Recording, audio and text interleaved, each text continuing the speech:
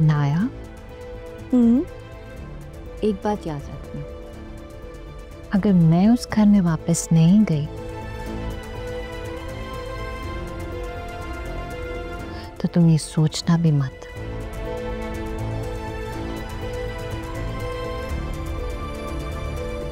कि मैं तुम्हें उस घर में जाने दूंगी। गम है या खुशी है, तू मेरी जिंदगी है तू।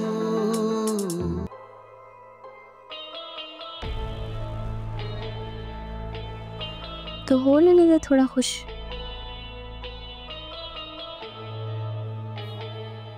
ताकि आपको भी तो एहसास हो।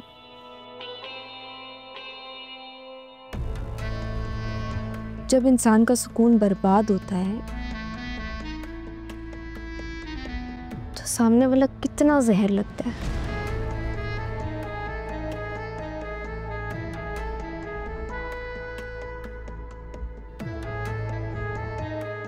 जानती हूँ नाया, तुमने अम्मी को मजबूर किया था असद को सच बताने के लिए।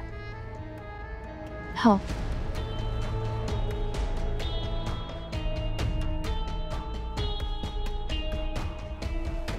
क्योंकि असद भाई ने मेरी बात पे तो यकीन नहीं करना था और अम्मी की बात भी आधी सुनी है और गुस्से में चले गए थे।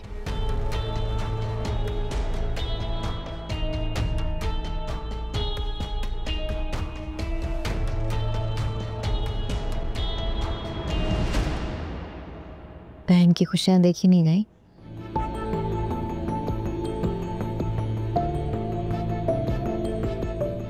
आपसे मुझे बहुत अच्छे तरीके से याद है। इसी जगह मैं आपसे शयान की प्यार की भीख मांग रही थी।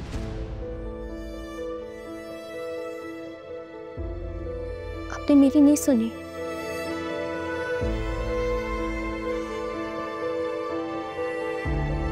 जबरदस्ती मेरी शादी रूहान से करवा दी, सिर्फ अपने इक़्तिदार के चक्कर में, सिर्फ अपने वफात के लिए।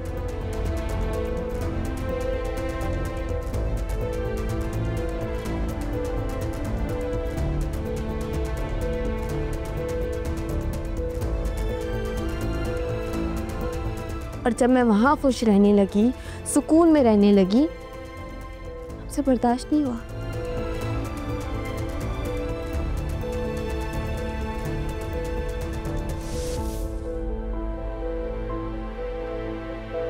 बल्कि मेरे साथ साथ ईशल भाभी की खुशियों को भी बर्बाद कर दिया।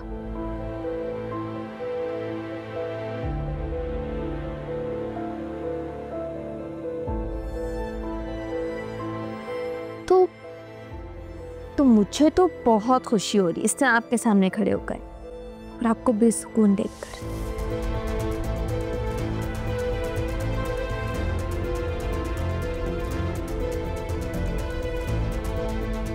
नाया, एक बात याद रखना, अगर मैं उस घर में वापस नहीं गई तो तुम ये सोचना भी मत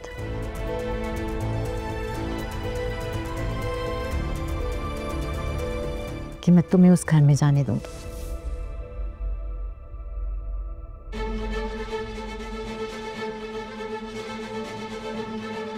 इस वक्त आप चैलेंज करने के फेस में नहीं हैं।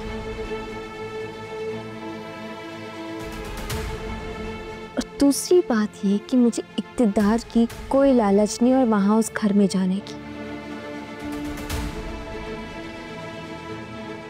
आपकी तरह। तीसरी बात ये, जहां तक बात वहां जाने की है ना, उस घर जाने से तो मुझे कोई नहीं रोक सकता। और आप इस हालत में कर ही क्या लेंगी? आप कैसे जाएंगी उस घर में? आपको तो खुद धक्के दे के निकाला था ना। हाँ,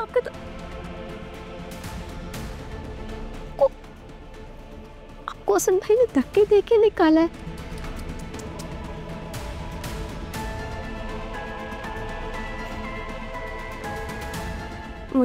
मुझे सच में बहुत अफसोस हो रहा है। बस इनाया, अब अगर एक और लफ्ज निकाला ना तो वो नोच लोगी दोबारा।